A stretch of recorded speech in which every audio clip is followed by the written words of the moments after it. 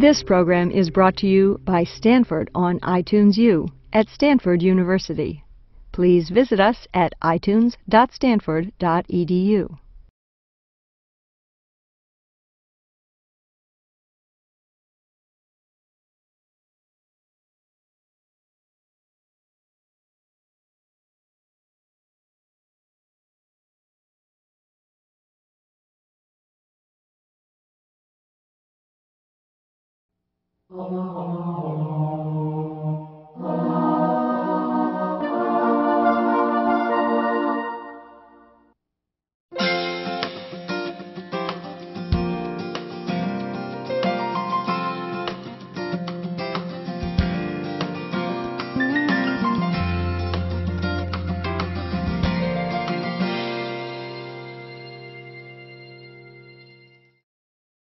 I'm a surgeon, so my way of dealing with things is usually through surgery. And actually, as if you hear the talk, it is the only thing out there at the moment to really deal with morbid obesity. Well, first things first, why don't we talk about what morbid obesity is. It's usually defined by height, weight, and it's usually compared to an ideal body weight. What we traditionally use to measure morbid obesity is body mass index. And you guys can see there the little formula. And we also look at body fat distribution, because BMI alone is not always the best marker for whether or not someone's morbidly obese. If you look at someone like Bill Romanowski, he's got a very high BMI, but he's obviously not obese. But the next slide will give you a little idea of what the different BMIs are. Normal is considered between 18.5 to about 25. Overweight is about 25 to 30. And we consider obese to be 30 to about 35. Anything above 35 is considered is severely obese, and finally morbidly obese is over 40. It's these last two categories that we're most interested in, mainly because we know that once you have obesity that goes above that BMI of 35, your mortality rate increases, your ability to get new diseases because of that weight increases. There's obviously some genetic predisposition in my practice. I see patients come in all the time where I'm told, well, you know, my mom was heavy, my grandmother was heavy. So there's something to genes, but it's not genes alone. There have been studies with twins who were separated, who turned out later, depending on their environment, who ended up gaining weight. Same thing is seen with adopted children. There are physiologic reasons for this. By this I mean that the body does have some reasoning behind gaining weight. We're geared for that. There's a survival advantage to be able to keep your weight.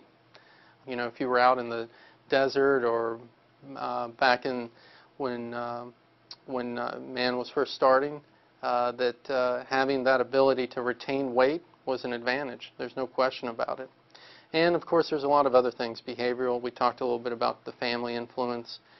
But I think the big part here is also societal. I think anybody who looks at the United States in the last 20, 30 years know that it's changed tremendously, and it's changed in a lot of different ways.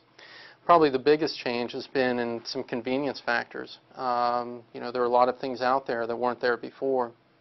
For kids, there's activities that don't require a lot of physical activity. There's a lot of Nintendo now. There's also a lot of food, just about anywhere you look, and there's no doubt about that. Probably the biggest culprit here is all the food that's in the schools nowadays. You can't go to a high school now without finding either a Pizza Hut or Kentucky Fried Chicken or soda machines. These are all kind of sponsored, but in the long run we end up paying for it, because this is really when a lot of bad food habits can start. This slide kind of shows you that it's a lot of, some of it's what you take in and some of it's what you burn off, but there's a lot of other things that go on here too. We now know that there is a reason why after you diet, I think everybody could probably raise their hand here and say, I've dieted and, you know, I gained the weight back and then some. Well, we finally have a reason for that, and it's something called ghrelin. Not gremlin, but ghrelin, and it's a small little hormone that's made in the stomach. And what it does is it gives you an appetite. And these two lines here, you see the line with the white dots and the one with the black dots, tell you how much ghrelin's around. So before weight loss, you could see that you had your spikes right around breakfast time, right around 8 o'clock, then again at noon. But after you lose weight, the thermostat, whatever you want to call it, gets reset to where you actually have more appetite after that weight loss. So there's actually a physiologic reason for that. The body is adjusting for your weight loss. Look at this statistic. 3 out of 5 Americans are either overweight or obese. That's 60%. And we know that this is something that's come about pretty quickly. In the last 20 years, it's doubled. But here's kind of the big story that's coming next, is the obese children. Stanford is going to be one of 5 centers in the country that will offer bariatric weight loss surgery for adolescents. And we probably will have our first patient in June. Obesity not only impacts, I think, in kind of our sense of self, but also on kind of the public health. It's listed here as being the second leading cause of preventable death, but it's going to overtake smoking in about a year. It won't be very long. So what are problems when you're obese? Well, again, a very long laundry list here. Kind of highlighted some very big points. Diabetes, high blood pressure, heart disease, asthma, sleep apnea, reflux, cancer. We don't often think about obesity as carrying a risk for cancer, but there is no doubt that it's implicated pretty highly with those cancers that are what we call hormonally mediated. When I say hormonally, I'm referring primarily to estrogen. One side effect of having the extra weight is that the fat cells actually create estrogen. And estrogen is good in some circumstances, but there is such a thing as too much of a good thing, and estrogen can be bad in terms of cancer of the breast and certainly endometrial cancer. And it has been implicated in colorectal cancer as well. This slide's kind of important to show how often different comorbidities do occur, diseases that you have with obesity. And I picked out these in particular, diabetes, high blood pressure, cholesterol, because they're all a component of something called the metabolic syndrome. And the metabolic syndrome is when you combine high blood pressure, diabetes, and elevated cholesterol, as well as the extra weight. Why is that significant, that constellation of different diseases? Well, it's pretty significant because if you have it, your risk of death is about tenfold, meaning that your risk is 10 times higher than the average population. And this slide also shows you a little bit more about what happens when you do have the extra weight. This is what we call relative risk, and all that means is that if you're just average, your relative risk of mortality is 1. And if you guys follow this out, you can see that this really starts to go up. And here's that break point where it really starts to take off, is about 30. And it goes pretty steeply there, doesn't it? And this is true of both men and women. And we can see that your mortality rate really does go up as you get that extra weight. And the slide cuts off at 40, but patients don't cut off at 40. We have BMIs that go up all the way into the 60s, 70s, even 90s. And the mortality rate continues to have that pretty rapid rate of climb. I'm going to show you a series of slides here that are taken from the Centers of Disease Control to kind of underscore what an epidemic obesity is in the United States. In fact, if you look at it, it almost looks like an infectious disease, how quickly it is spreading. So we're starting out in 1985 and we'll end up in the year 2001. So just follow. You can see how quickly it's growing, growing, growing, growing, growing, still going. Pretty soon we have a new category, that over greater than 20% in 1997. Still going, still going. Getting even redder, isn't it? 2000. 2001, we have a whole new category in the state of Mississippi. More than 25% of the adults there are considered obese. The rate of increase and how rapidly it has occurred kind of points away from genetics as being a cause, because the gene pool did not change that much in 10 years. Okay?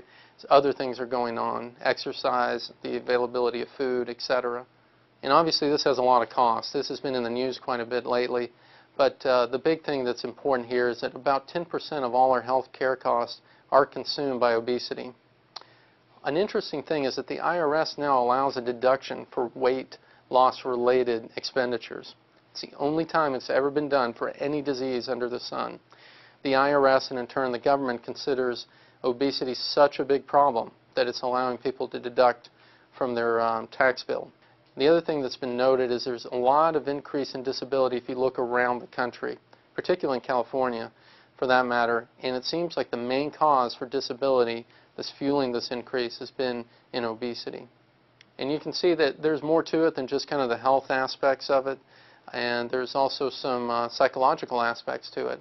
Body image, reduced college acceptances. That's pretty strange, isn't it? But when you think about it, they've done studies that have shown that people who have identical scores on SATs, who have identical GPAs, are ranked pretty much the same until they come in for the interview.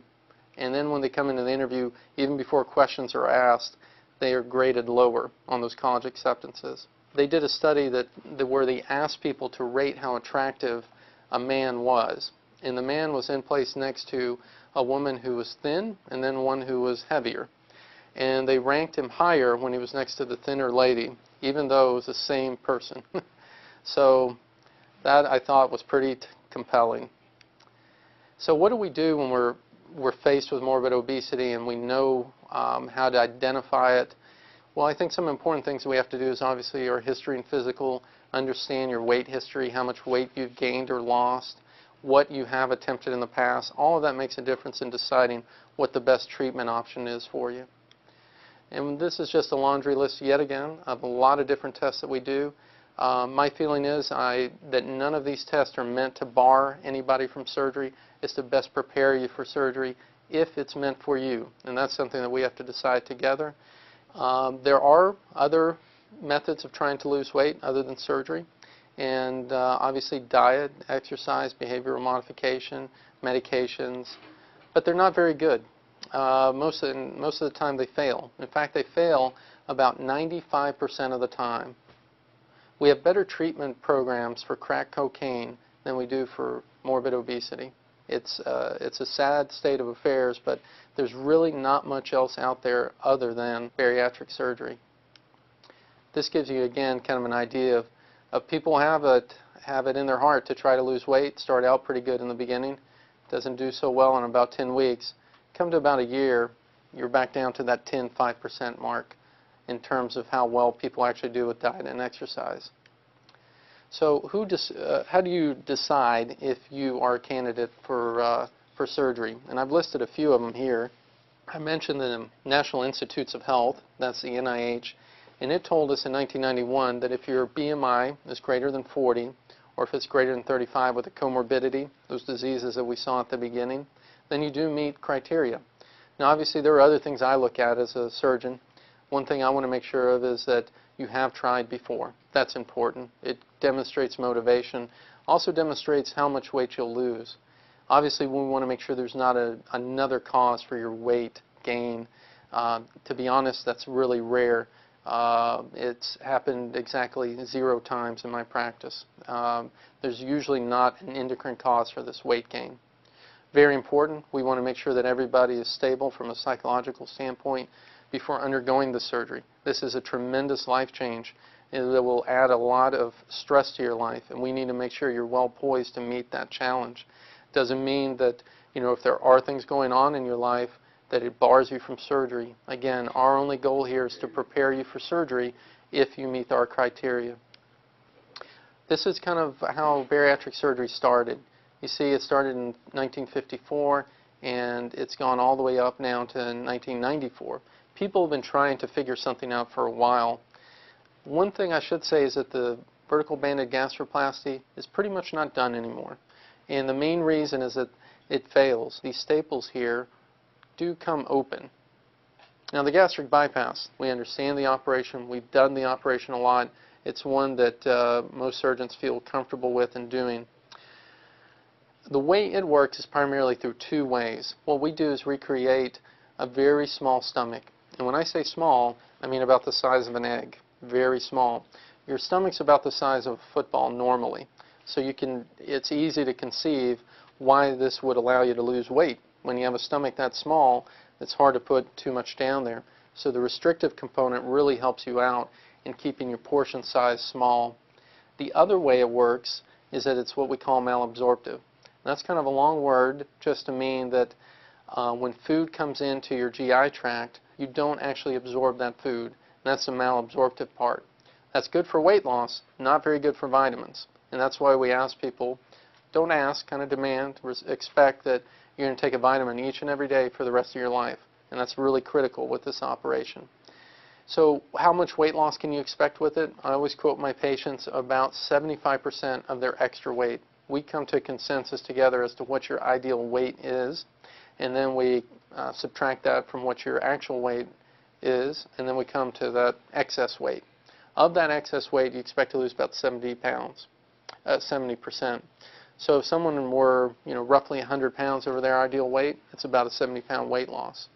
Or if they're over 200, it's a little bit closer to 140, 150 pounds. Okay. Now, we talked about the fact that this is malabsorptive, and that's why you have to have those extra vitamins. Unlike that other operation, the vertical banded gastroplasty, we do have to make connections here, and that's why I say there's more potential for mechanical problems. Well, these pictures of this young lady that I'm sure everybody recognizes, Carney Wilson, is really what's kind of driven gastric bypass. When she had her operation done, I think it opened up people's eyes, and they understood what a tremendous and powerful impact that gastric bypass surgery has. And you can see kind of the before and after pictures. And she's a testament to how to do well with this operation. She's actually written a book about it, which I've read, and I concur with about 99% of what she's written. I think she's right on target. She talks about the different foods that she eats, to changes in her relationship with her husband, which I think is important to remember. You're not doing this alone. There are a lot of other people around you that will have to kind of deal with what's going on, and it's important to understand that. Really, for me, the miracle when I see this operation, when it goes well, is when you see a diabetic who no longer has to take their insulin. And that happens quickly. That happens in about 2 weeks after surgery.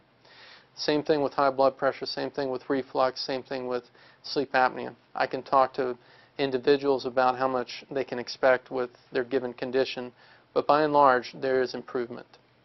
Obviously, to do it with laparoscopy, with the small incisions, is different from doing it with the open incisions, the larger one. At Stanford, we do almost all of our operations with the small incisions. Probably about 98% are done with the small incisions. Very rarely are they done with the larger incision. We think there's an advantage to doing it with the small incisions above and beyond the cosmetic result. And the main improvement is that you have less problems with your breathing, you have less pain. More importantly, you have less problems with the wound, less problems with infections or hernias, more importantly. And you can see what a big difference it is if you do it with the larger incision. It's about 11% versus 1% or so. And for hernias, it's about 8% versus 0. So I don't think any of us have had any hernias at all doing it with the smaller incisions. And let me tell you a little bit about the lap band. The lap band, unlike the gastric bypass, is purely restrictive. There's none of that malabsorption. I encourage that you take a vitamin because I think that's good policy for anybody, before, whether you've had surgery or not. We don't have to worry about the anemia or the malabsorption. There are some technical complications with it. The band is relatively new to the United States. It's only been here for about 6 years or so. But we are accumulating more and more data regarding the band. That's the actual band itself, and it's connected to a little port. And the port lies right underneath your skin here, next to your tummy. And that port will allow us to inject saline to salt water to make the band looser or tighter. And I'll show you a little bit about that in a second. So what we're interested in here is weight loss, however, and how good is a band for weight loss. Well, it's not quite as fast as the gastric bypass in terms of the amount of weight that you lose. And I think the story between the bypass and the band is kind of the story of the tortoise and the hare. Okay, you know, the rabbit starts out real quick, but in the long run the turtle catches up, and this is kind of what happens with a band. And this gives you an idea of how the band works. Remember, it's at the very top of that stomach, and it kind of recreates that new little stomach to kind of keep your portion size small. And the way it does that is through this very soft balloon that's wrapped around your stomach, and it kind of keeps you from being able to put too much into that stomach. And telling you a little bit about how we do the band and when we adjust it, we usually do the first adjustment. By that I mean injecting saline to make it tighter or looser at about 5 to 8 weeks after surgery. Obviously, if you're not losing enough weight or you're eating too much, then it's pretty simple. We need to inflate that band a little more and make it a little tighter. But this is kind of the beauty of the band in that it allows you to adjust it. That's different from the gastric bypass. You kind of start with one thing and you stay with one thing with the gastric bypass. The other side of the coin is if you're losing too much weight and you're not getting enough food in, if you're actually throwing up, or if you're having trouble with anything coming down, then we obviously can deflate it. That's the big advantage over the old vertical banded gastroplasty, is that you can adjust this back and forth. And what do you eat and drink, after surgery? This is actually the same diet that we have you on after the gastric bypass. It's mainly liquids in the first week to a month. After that, you go to something a little thicker, what we call a pureed diet. And with that pureed diet, it's essentially soft, anything you can mash with a fork. You want to get your texture pretty soft. It's important to chew. Take your time when you eat. Things your mom always told you, and they're still true. So I had a patient who told me that you have to chew, chew, chew if you don't want to spew, spew, spew. That was her joke, not mine. And then later, we actually are going to liberalize some of the diet, and at that point you can eat pretty much what you want, but we want certain things. We want them low in fat, low in sugar, high in protein. You need a drink and make sure that you're taking enough fluids in. Exercise is absolutely important. Surgery at no point in time is a cure. This is a tool. It's something to get the rest of your life kick-started. Okay? I brought this up just because, I showed Carney Wilson, who had the gastric bypass. Well, these two ladies had the band. Sharon Osbourne had the band, and she lost about 100 pounds. And Ann Wilson, anybody remember Heart? She lost some weight with that too. So there are celebrities that have had the band as well. There are a lot of people that have, and they're not all publicized. And I just wanted to show you different people around the world, in Australia and Belgium, Italy, France. And again, it just kind of underscores the fact that, when you start out with a band, it's a little bit slow, but it's kind of persistent. It stays there. And Dr. O'Brien in Australia has had kind of the best results. And almost at 4 years, he's had 70% of that excess weight, which is almost exactly the same amount with a gastric bypass. In fact, here's a comparison. And these are a combination of two studies. They weren't a group of patients that went into one treatment versus the other. It's just a comparison. So what it shows is that with the lap band, it's kind of a slow increase in the beginning in comparison to the gastric bypass, which is this red line here. But over time, people do regain a little bit of their weight with the gastric bypass. Let's talk about some things that are important in comparing different types of surgeries, and that's some of the complications that can occur. And I want to point out that this data regarding the gastric bypass is for the opens. But if you look here, the leak rates, which are those things that we are concerned about, are about 1 to 3% with the gastric bypass. One thing that you can notice with the band is there's a 0% leak rate. And that's due to the fact you aren't cutting or dividing any tissue. So that's what makes the band considerably less when it comes to mortality. If you look at mortality rates around the country for gastric bypass, it's somewhere in the neighborhood of 1 out of 200. With the lap band, it's more on the order of 1 out of 100,000. Pretty big difference in mortality rates. Now with the gastric bypass, we do have to worry about the vitamins. Don't have to worry too much about protein malnutrition. There are some complications associated with the band. The band can slip, it can erode, there are wound infections. By and large, a lot of these things have been worked out, and they occur less frequently than they did when the band was first introduced. This operation, like I said, is just a tool. And I put up there that the operation's 1/3, patient's 2/3. That's kind of misleading. Really, the operation's probably 100% patient. Because if you guys don't make it work, nobody else can. It's absolutely critical you take ownership of your health and your life. You've already committed a tremendous amount of courage in coming to see someone regarding weight loss through surgery. And it's important that you make good on that commitment. And some of that responsibility lies around changing how you eat. And it's important to know that you cannot eat very much. It's about the size of the palm of your hand. That's always a good landmark as to how much you can eat. And it's important to always keep well hydrated. You have to avoid your sweets. And it's important to exercise. These things are very important to any successful weight loss program, with surgery or not. Lifestyle issues, we have to Make sure that you're taking your vitamins. Talking here mainly about the gastric bypass. It's important to know what the risks are.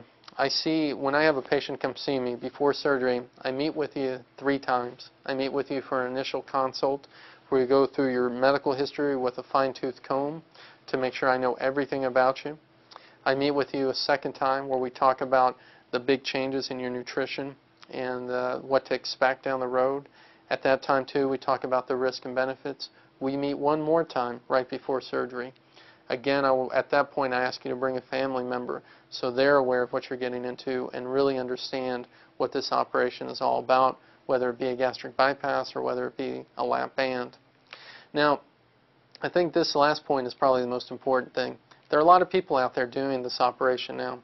When you pick who you're going to go to for having weight loss surgery, make sure it's a team and make sure that your surgeon's experienced.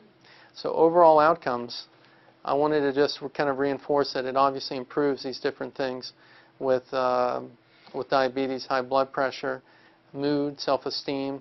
People talk about how cost-effective this is. Now this is something that I showed to some of the medical audience, but I think it's important here for you guys to see as well. There's something called QALY. It's called a quality adjusted life year, and people put a price tag on how much life you gain. If you're on dialysis, the QALYs that you get with dialysis is worth you pay about $50,000 for it. This is a bargain compared to some things like that, where your QALY is only worth about $5,000 to $16,000. It's a very cost-effective procedure from a lot of standpoints, particularly when you're getting rid of diabetes, high blood pressure, etc. Here I just want to kind of show you some data. This is taken from University of Pittsburgh. You can see how often it really does help out. This is for people with high cholesterol, which we know is linked to heart disease. You can see how often it goes away completely, 63% of the time. It's improved 33%. You put those together, people either get rid of it or it's improved 99% of the time. High blood pressure, it usually goes away 70% of the time. It's improved about 18% of the time. That's about 88%. And again, the sleep apnea is another one. Again, you see tremendous improvement. But this is the one for me, diabetes. It's just remarkable to see people not have to take insulin again. And we all know what a bad disease diabetes is. It really is a bad actor from head to toe, whether it's having blockages in the arteries that go to your brain, the carotids, all the way to having diabetic feet. You know, diabetes is a bad actor, and for type 2 diabetes, surgery, bariatric surgery, is essentially a cure. About 82% of the time it goes away. It's improved 18% of the time. That's about 100% either improvement or complete resolution. That's a real success story. Surgery, again, is more than cutting and sewing. It's picking the right patient. It's developing that relationship with our team, making sure you're going to be able to meet those challenges. We do know that doing it with the small incisions is better than doing it with the open incisions. The lap band is something new that we're introducing. It gives people an alternative as opposed to the gastric band, and that this is something else that people can take advantage of if you're not comfortable with some of the gastric bypass risk.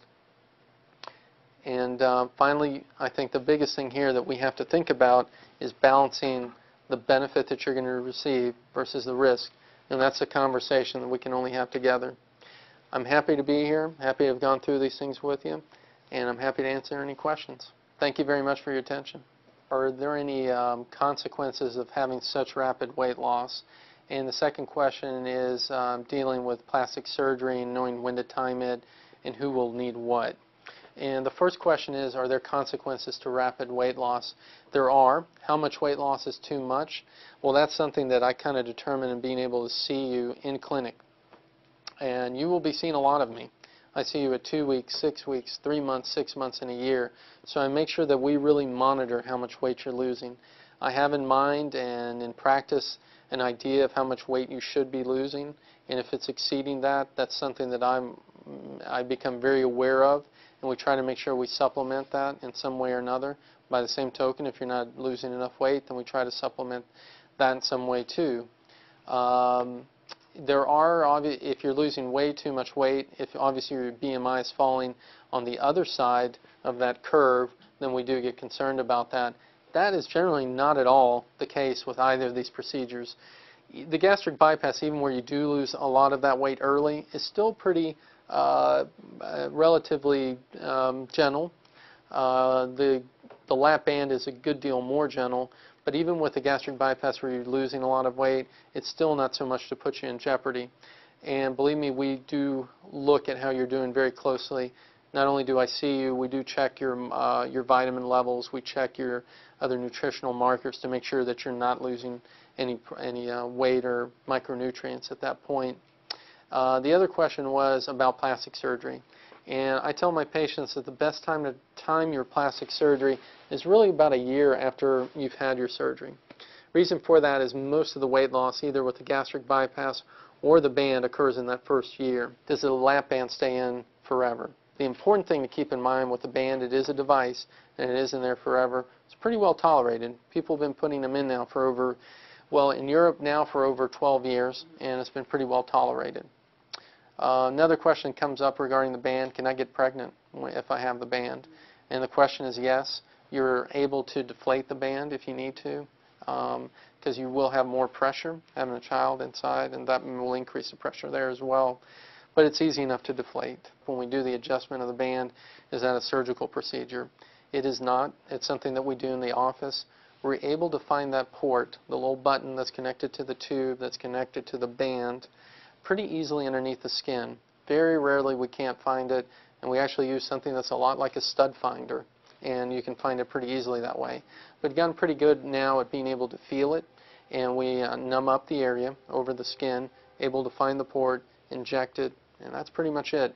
We will occasionally have people do what we call swallowing studies in radiology, where you drink some contrast material to make sure the adjustment was effective. That we do, but it doesn't require surgery. How do you get all your fluids in if you have a very small stomach, or your stomach is made very small by the band? And the response to that is that you have to drink all day long. I tell my patients it's kind of like a job. You have to sip a little bit all day long. You cannot go an hour without drinking. What I like to see is when patients come see me in clinic that they're holding a water bottle in their hand. I love to see that. What are the approximate costs of the procedure? The gastric bypass is about $40,000 to $45,000 in this area. The gastric bypass is almost always covered by insurance if you meet those criteria mentioned at the beginning.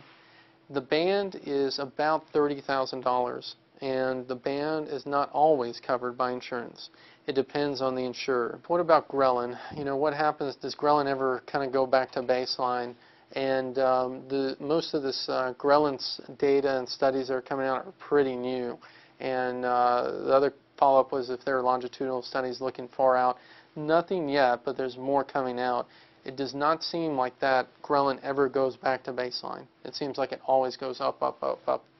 The interesting slide I didn't show here is with gastric bypass, they go down, down, down. In fact, that's a common side effect after gastric bypass. People do not have an appetite for about 2 or 3 months afterwards. They have to be reminded to eat. How do the different surgical approaches deal with bad reflux? I'll take gastric bypass first. Gastric bypass is excellent at resolving reflux. And reflux is just a medical condition where acid in the stomach goes up into the esophagus. The stomach is equipped to deal with all that acid, but the esophagus is not, and so it kind of burns it and leaves some damage there. And the reason that happens is that there's a valve between the esophagus and the stomach that's defective. So what happens with the gastric bypass is we make that new little stomach. And in that new little stomach, there's very little acid. So very little acid is actually produced, and so very little acid goes up into the esophagus. Let me tell you a little bit about what happens with the band. The band is also a very good operation for reflux. It does the same thing. It kind of recreates that valve again and kind of prevents that acid from going up. One thing that's important to know with the band is how well the esophagus works. Because it is restrictive, doesn't allow much going down, we want to make sure the esophagus works well. So everybody who gets the band, at least in my practice, ends up getting a swallowing test to make sure everything works properly. But the band is actually a pretty good anti-reflux procedure. There's no question about that. Does liposuction, is that what I do? And does it have an impact on weight loss? it has a very short-term impact on weight loss. People do get rid of some of those fat cells, but there's a lot of other fat cells left there that will grow over time. So it's a very short-term solution to a very long-term problem. And I don't personally do any liposuction. That's something that our plastic surgery colleagues can do afterwards, about a year later. But what I do is gastric bypass surgery or the lap band that allows patients to lose weight and get rid of some of that extra weight, not just of the fat. And the more important thing, kind of learn new ways of eating, new ways of exercise, healthy lifestyle. We will be starting bariatric surgery in the adolescent, and whether or not we know what the long-term impact of weight loss surgery is on those kids, what impact there will be on, say, bone growth as well as having a normal cycle. The short answer is we don't know exactly what the long-term risk will be. The main reason is that we have not done too many of these operations. If you look in the entire United States, there's probably been 50 done ever in the adolescent population. Of those patients that have been followed, it appears that there are no long-term consequences to bone growth. It's funny that you mentioned having a cycle. For young ladies, sometimes being overweight can cause you not to have a cycle. So actually losing weight can help. I think you got to keep in mind too that being obese as an adolescent is a tough thing. There was a study in the Journal of American Medical Association not too long ago that looked at the quality of life of patients, of adolescents who were obese and those who were undergoing chemotherapy for cancer. The kids who were obese had a worse quality of life than those patients that were undergoing chemotherapy for cancer. What happens after you have surgery regarding hair loss, body shock, and pain, and kind of recovery time. So let's talk about recovery time. How long will you be in the hospital for? If we do it with the small incisions, we keep people there for 3 days. And a lot of people like to go home in a couple of days. We do think it's important that you understand your diet and you're ready to go home and meet the challenge of your new diet and finding out a new way of eating. So we give you that extra day to make sure that that's met. The other question regarding body shock, there's really no shock involved in the surgery itself. We don't anticipate you having any problems like that afterwards either. Hair loss is variable. It happens in some patients, and there are ways to prevent that. You got to get enough vitamin B12, all the B complexes. It's usually due to not taking enough protein in. The lucky thing is that even if you lose your hair, it will come back. The question is, I've seen a lot of patients who are obese and who've tried different options for weight loss, and what is the most effective thing I've seen, and specifically regarding the Atkins diet. And I'm not going to endorse any particular brand, but I will say that by and large, most of them fail. That number that I put up there, about 5% success rate, 95% failure, is true in practice. Not many of them work long term. The thing that I see that works pretty well short term is essentially a liquid diet, especially one that's kind of high in protein. If you want to lose weight quickly, and I'm not recommending that you do this, any kind of weight loss needs to be medically supervised. Let me repeat that. Any kind of weight loss needs to be medically supervised. That probably the best approach is kind of maintaining that high protein, and the liquid form is kind of the best way of doing that, and you do lose weight pretty quickly. Now the Atkins diet. The Atkins diet is pretty interesting from a variety of points of view, and this diet has actually been studied now in randomized trials, and the results appeared in the New England Journal of Medicine not too long ago, and the Atkins was far superior to the traditional kind of low-fat, low-calorie type of diet. It is better. It's still not great. People at 1 year had about 10% excess weight loss. Give you a comparison with gastric bypass, it's more on the order of 60-70%. With a band, it's more on the order of anywhere from 35 to 50%. They did lose some weight. That was at 1 year. We do know that over time that will probably go down. Does it work? It certainly does, but like any diet, it works for a while. Most diets do work, but they don't work long term.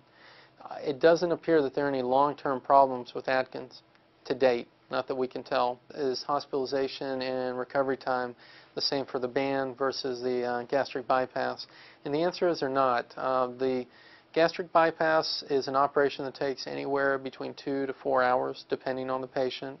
And the band uniformly takes about an hour, hour and a half. So it's a shorter procedure, and it's a shorter hospital stay. Most patients go home usually the day after surgery. We keep everybody overnight. Recovery time, most people stay off work anywhere from a week to 3 weeks, depending. So the recovery time is quicker with the band. There's no question about that. What does recovery time mean? You know, are you allowed to get up and move around? And I want you to get up and move around. I encourage you to do that. We don't want you sitting at home doing nothing. Most of the reason I think people have that time in getting back has to do with getting adjusted to that diet. And probably not the best setting is in what is usually a stressful environment when you're at work. I don't think anybody has a job where they don't have any stress at all. I'm not sure that there is such a job out there. But we want to make sure that you've got all of that down before you get back to work. But we expect you to get up, move around, do anything you want at home.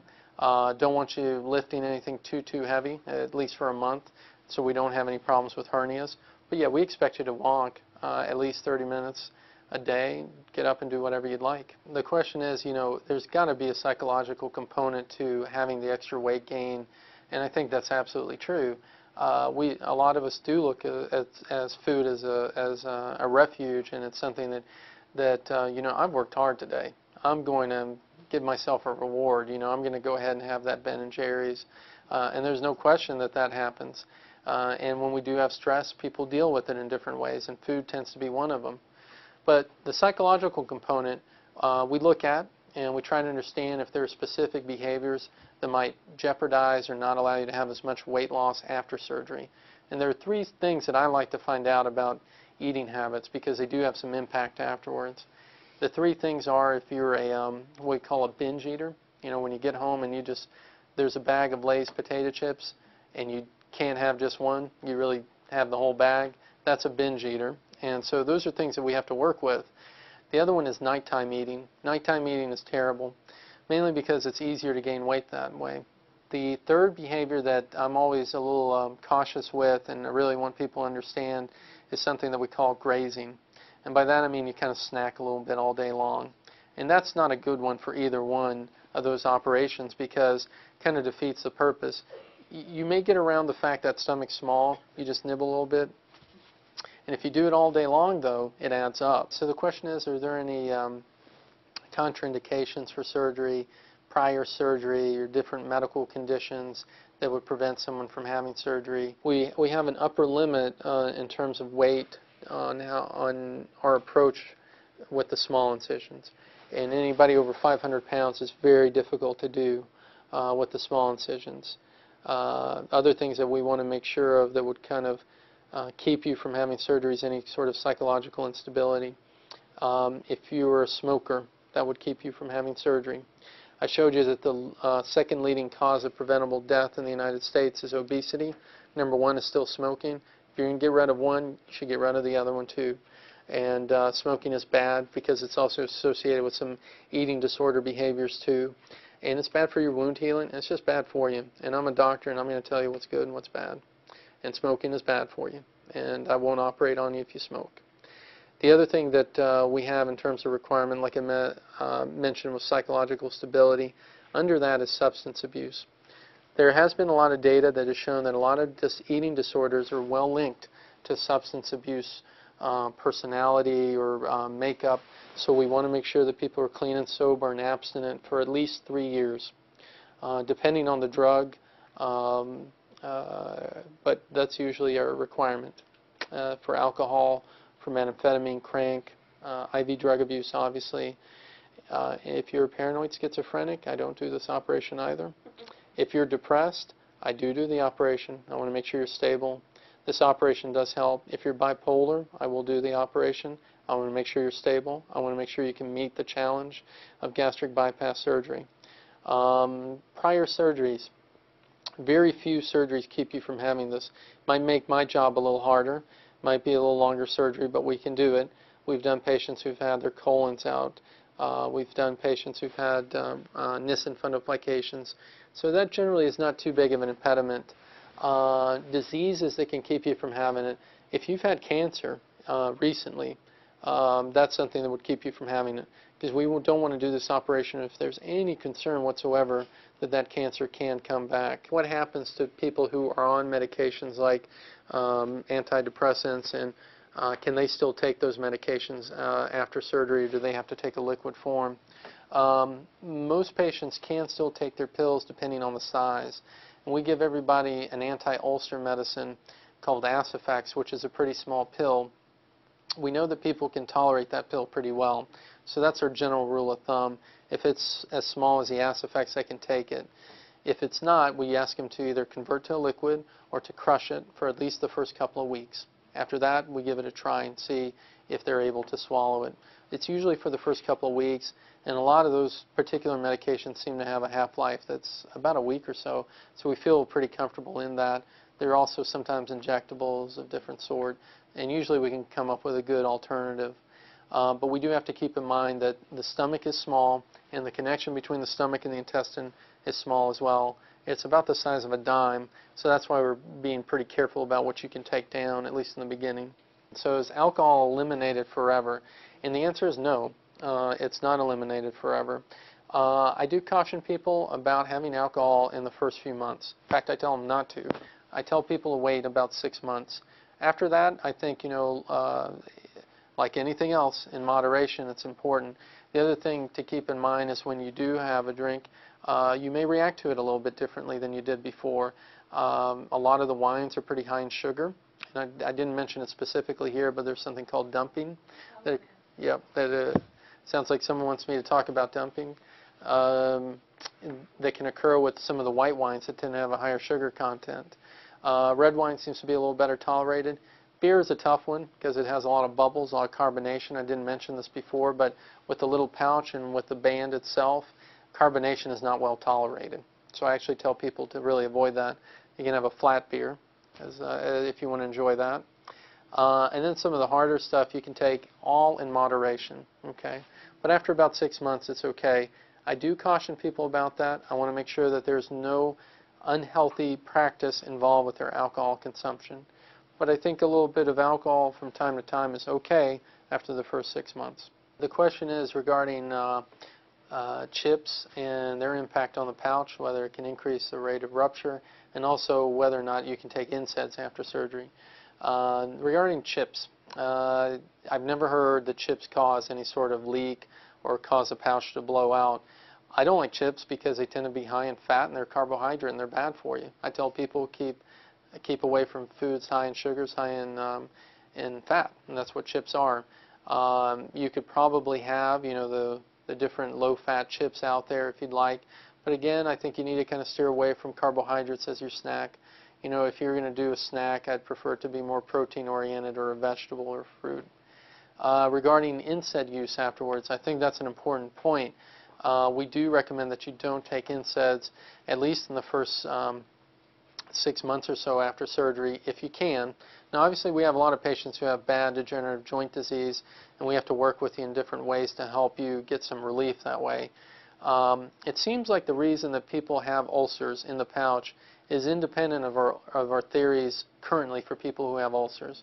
People who have ulcers tend to have ulcers because of bacteria called H. pylori, and people tend to have ulcers because of NSAIDs.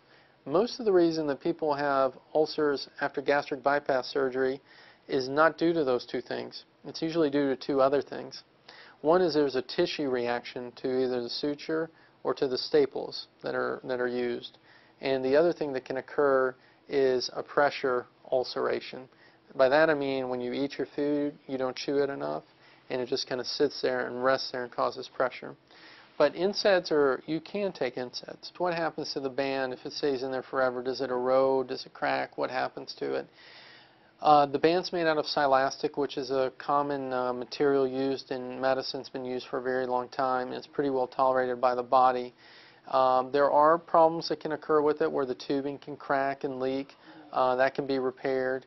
The band can erode into the stomach. That happens rarely, but it can happen. Is that really dangerous? Believe it or not, it generally is not dangerous. It's actually pretty well tolerated. And the only way we know about it is you might not be losing as much weight as you had before. But it's something that can be repaired pretty straightforward, laparoscopically with a small incision. But it's something you have to think about. Now, who tends to get those kind of problems with the erosions? Well, we haven't been able to pick out the patient, but it seems like the technique, when it was first being put in, was contributing to that. The technique has been changed a little bit now, and that seems to decrease the erosion rate.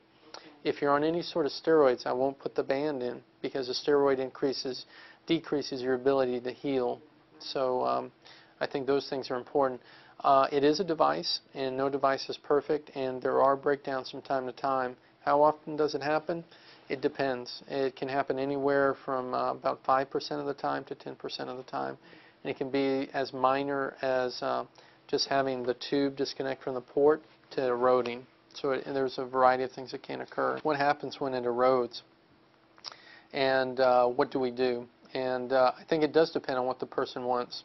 If the person wants another band, what we do is we take the band out, we close where that erosion occurred, and we wait. We have to make sure everything heals up very well before putting another one in. The other alternative is you take the band out completely, close the hole, let it heal, and you convert it to a gastric bypass. That's another alternative. You could still have a gastric bypass after a band, or a duodenal switch for that matter. What sort of exercise is recommended after surgery? And I mentioned walking, I mentioned weight training. I don't have a full-fledged regimen that I'd recommend. I tell my patients, if you do 40 minutes 4 times a week, you get an A. So I think that's important. And walking is plenty good. You don't have to run. You just got to walk. There are 2 questions. One is if you're on your job and you walk a lot, does that count as exercise? And second question is the impact on fiber on either the gastric bypass or the band. So first about exercise. I still tell people, even if you're doing, unless you're a certified trainer, I would tell you that you still need to do more, because your body gets accustomed to that level of activity. If you want to raise your basic metabolic rate, you need to do more. So I would say that you still need to do more.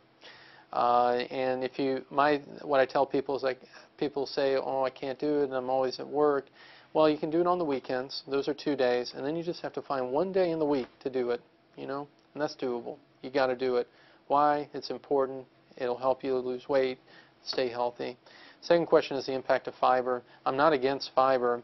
I'm against very bulky fiber that can fill up that pouch, at least in the beginning. So the kind of diet that you're on tends to allow you to have pretty normal GI function. So it tends not to be too big an issue. But you can certainly have Metamucil and things like that. There are, I think, bigger tablets and wafers that sometimes aren't the world's greatest ideas.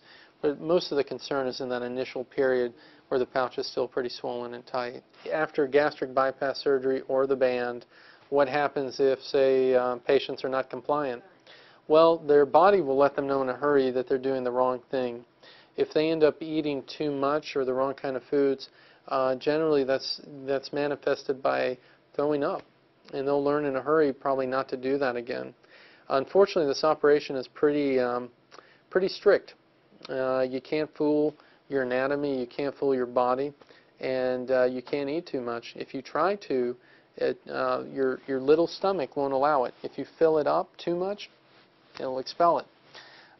But we hope it doesn't come to that. We hope that people listen, and we hope that people understand, and we hope that people follow through, because it's their body and it's their life, and we can help them so far, but the patients have to make the ultimate effort. Thank you very much. Appreciate it.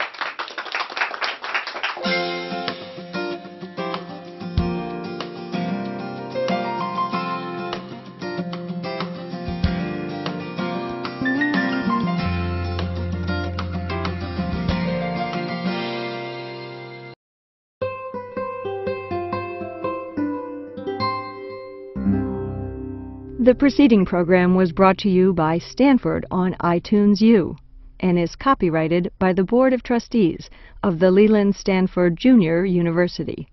Please visit us at itunes.stanford.edu.